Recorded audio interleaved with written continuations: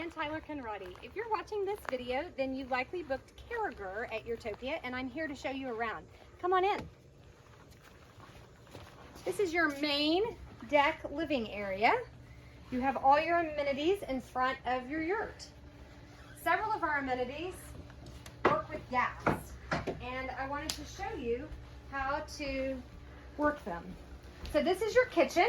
You have your lights and fan switches here by the coffee pot, complimentary coffee.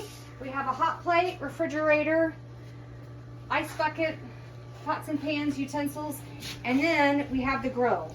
So the grill is on a timer. It has two valves. One of them is a timer, this one here, and the second one is the blue valve that needs to be parallel with the pipe. So this is off and this is on. And once you have the gas flowing, then you can come over to your grill. You can pull it out from the wall. There's a hose. Open it up and turn it to the one position, and then light it like you normally would a grill. And then the second one lights as well. So that's it on the grill. And then we have two other amenities that work on the propane as well. One of them is the fire pit. I'm going to grab my lighter from the kitchen and come over to my fire pit, and same thing. You'll turn the timer on, and then you make the blue light parallel with the pipe. You can hear it, and then you light it. If it's really windy, you can actually turn it down. You need very little gas on that valve in order to have a nice flame. You can do s'mores, or you can just have it for atmosphere. And then we cook on the grill. The third amenity that uses the propane is the hot tub. The hot tub can be a plunge pool in the summer or heated in the cooler nights or winter. So there are three switches here. The first one is the pool light.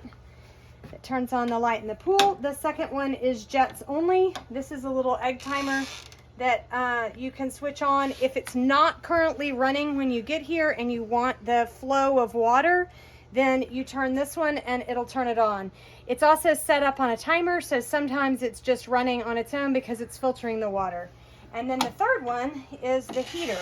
This one, you don't need the jets on. You only need the heater jets switch. And it takes a few seconds for it to get going. You'll hear a whoosh behind, I think there it went, behind the shower bathroom area, and it'll run as you can run it as many times as you so choose. It will get up to about 104 degrees, and it takes maybe 30 minutes to get up to that full heated temperature. The last thing I want to show you here on the deck is the TV. There is a remote that is in a pocket on the left side of this cover. If it's raining, we ask that you please keep the cover back on it. The remote, here is a standard TV, Roku TV remote. We have a volume button on the side and power button here. And there are a bunch of apps, or you can push the buttons here for these common apps. There's no cable, but you can log in to your own apps for TV watching. The last thing is the perimeter lights. These perimeter lights are also on a timer that you can turn them off and on, but they will, if it's in the on position, they will automatically come on at night and stay on through the evening. And when I say perimeter lights, I mean these. So there are a number of these out by your parking and both sides of the yurt. And if you wanted to turn them off, they're also up top. If you wanted to turn them off because you want to look at the stars and it's too bright, you can override it by switching this light switch. So I think that's it out here. Let me show you inside the yurt.